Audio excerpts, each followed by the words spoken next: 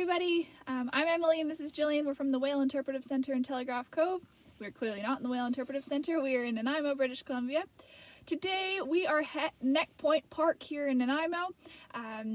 Last week in our video you may have seen Beachcombers number 1, how to be the best beachgoer. We talked about some good etiquette about going to the beach and what you should do, what you shouldn't do. And this week we're going to do it. We're going to head to the beach. We're going to see what we can find on some of the different types of beaches here at Neck Point Park. And we're bringing you with us. It's a pretty windy day, so hopefully you don't hear too much wind noise. We'll do our best and we'll see what we can find. All right, low tide is in 15 minutes, so here we go.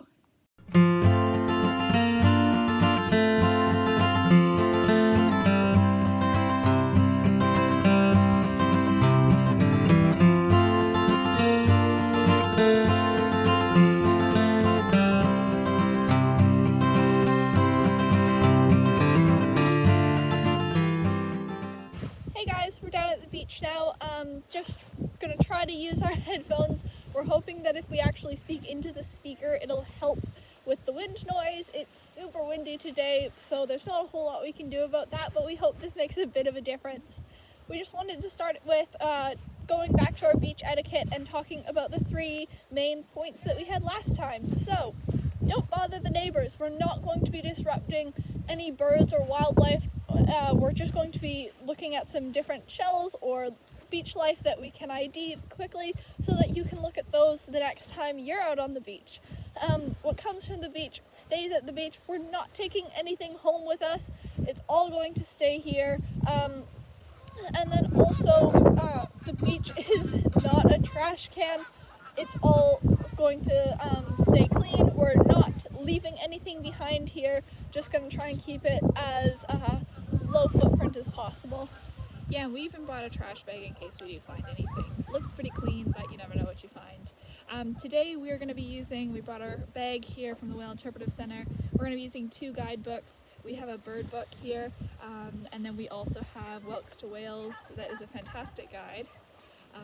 And so this is going to help us with any IDs that we don't know ourselves. Let's get to it. Check out what we can find here. This part looks like it might be really good because you can see the water is right there. Down near the ocean is where you're going to find most of your life. So let's see what we can find. So before we even reached the water's edge, we found what looks like some eggs on these rocks. And so the herring spawn is already done. And so we're not sure what these are. We'll have to look up at them later. But they're really neat. They're affixed to the rocks, so someone's purposely laid them there. There's some more over here that look to be a similar species, but they are a different color. So we're going to open up Welks to Whales when we get home and check out what these are.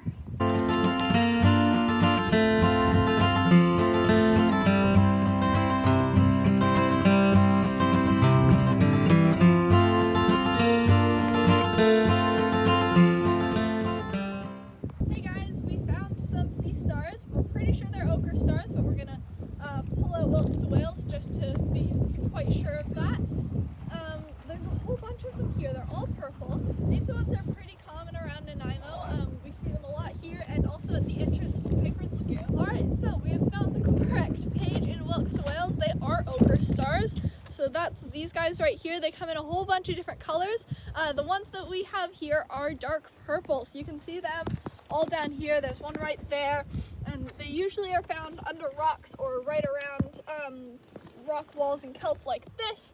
And so this is a really good environment for them. Really exciting find. So you might wonder what they feel like, and when I go for a nice gentle feel here, they might look squishy, but they're actually very hard and kind of rough. And the neat thing about these animals is that they actually have a whole bunch of tube feet. That's how they get along.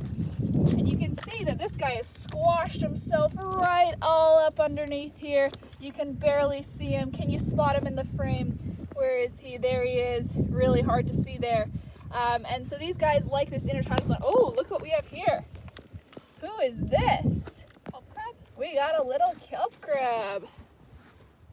So you can see here, this is actually a shell of a kelp crab that is molted. So he is not with us, but you can see this amazing shape. Woo, crash.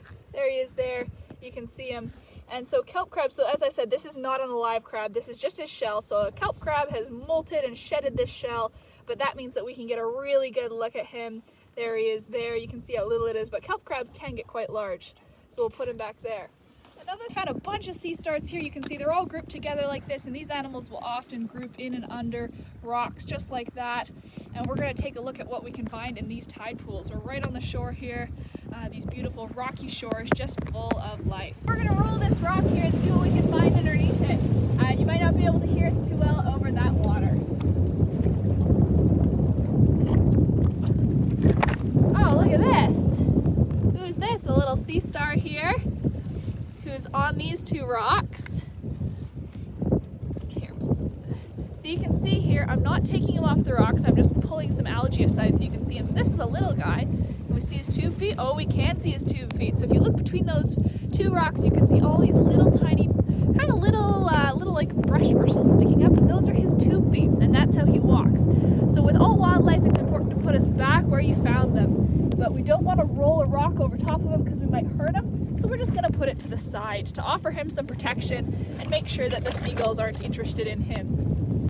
Hey, so we just found a really fun sea snail, so I'm just looking that up to try and identify what species it is. Okay, we're in the snails section now.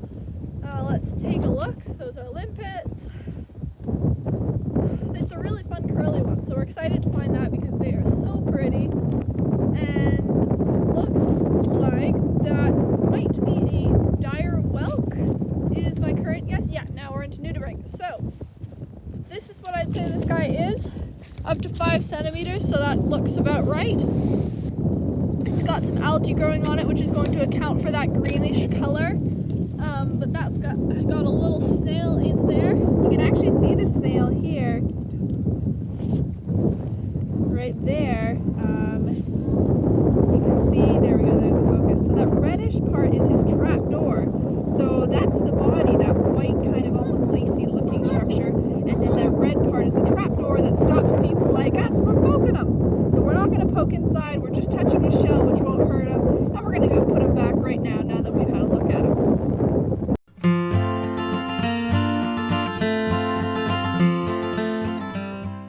Guys, so we've reached the actual neck of Neck Point. That's just behind me here. So to any of our Nanaimo viewers, you're probably pretty familiar with this park, and you will know that this whole area is underwater at high tide. There are some really good tide pools out on those rocks, so we were careful to come at a time when it was a really low tide so that we could get out here. In the summer, it's really nice to be able to kayak right over top of there and see all the rocks right beneath you. It's just a beautiful spot. This is the entrance to the neck. Let's head on out.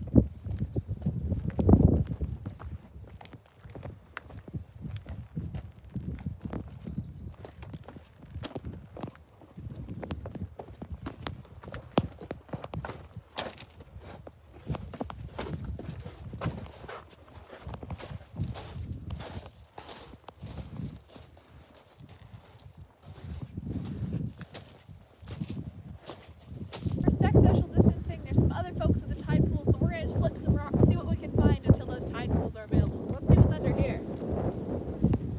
Oh, there's a bunch of crabs. So I'm going to really carefully pick up some of these little crabs so you can see. Look at all of them. Here's a little white one. So we're very carefully picking them up just so you can see. There's a little guy there, and they come in a bunch of different colors you can see. Here's another one, a little bit darker. And they'll come all the way from pure white to pure black, these little shore crabs. Oh, here's a little hermit crab. Look at that guy's in a shell. So you can see the amazing diversity of life just under one rock. All these little creatures all crawling around. Okay, beachgoers, we're now in the tide pools now that we're the only ones here to respect social distancing, and we have come across a jackpot of these little anemones. Gillian is working on the species. We're still looking. We're looking. But here we're just enjoying these amazing little anemones. And there's a bunch of pools. So we're on the outside part of the rocks now. And I'm going to show you the other pool of anemones too, which is beautiful as well. Here we've got some little ones right here. We've got this whole beautiful pool of them. Just like an underwater garden of flowers. They're just beautiful.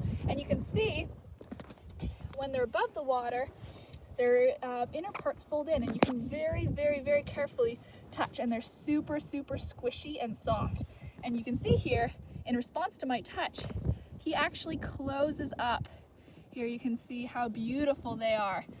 So Jillian's looking for a species on them. I got one. Oh, perfect. What are we? So they are aggregate green anemones. And these guys are going to be in a whole bunch of little colonies, like you can see here, with that green body and the pink tips on the little feelers. And you can see how small they are. Like, there's my boot. And you can see how little they are. So they're just small, and they're not going to get big like some of the tropical species. These are even the plumose anemones. Even the plumose anemones that we have here in British Columbia. And you can see here in this pool, you've got some of them that are actually out and open. And these ones are feeding. So I'm going to very, very carefully touch the anemone so that you can see what happens when it closes up. So you can see my finger here. I'm going to very gently touch. And you can see if he thinks my finger is food, he closes those tendrils up to see what he's caught. And of course it's not food, so there's nothing there. Anemones though, these soft-bodied animals, you have to be so careful with. Because if I were to step on one of these little guys, that could be the end for him. So we need to be really, really gentle and careful with these beautiful, beautiful anemones. So we've got another pool of anemones here, and you can see what's so cool about this guy. You can see, there we go, is that he has got his dinner remains in there. So you can see in the middle of the anemone, we've got some shells in there. Those are what's left over from what he was chewing on earlier. And so of course, as we talked about, those tentacles are really, really sensitive. So the food would trigger the tentacles to bring that into the center where his mouth is. And then he would actually bring that into the middle of the anemone, digest it, and the remains would be spat out the same hole. Alright, so found something to connect to last week's video. Here you can see those mussels in there are Pacific blue mussels, and those are the ones that we showed you last week. So it's really nice to see them here living. You can see that there's two shells and that they're firmly attached to the rock here. So they're all throughout this little tide pool, which also is full of acorn barnacles, and we've got some more of those little anemones all over the place. And so it's just a really good example of a tide pool that's just full of life. Alright, we're going to move on from the neck now, head on to the rest of the park, see what else we can find on some other beaches.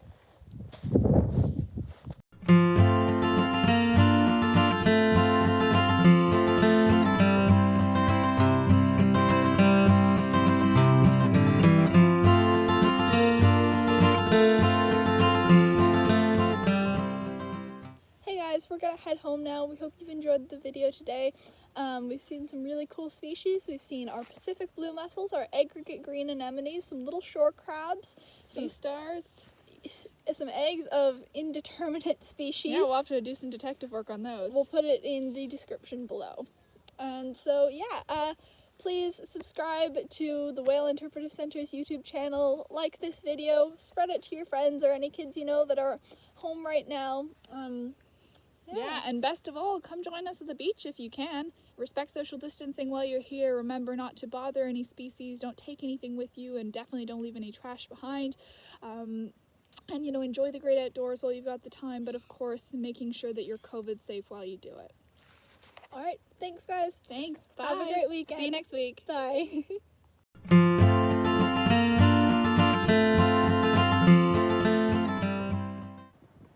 So on our way back to the car, we were walking through the forest and we spotted these. These are sword ferns, and they are so common in the coastal rainforest ecosphere like we are here in Nanaimo and what you see along BC's central and northern coast. These are beautiful, beautiful sword ferns, and you can see these are little curly ones in the middle. These are new ones. They're called fiddleheads, and they slowly uncurl and emerge into these beautiful long fronds like we have here.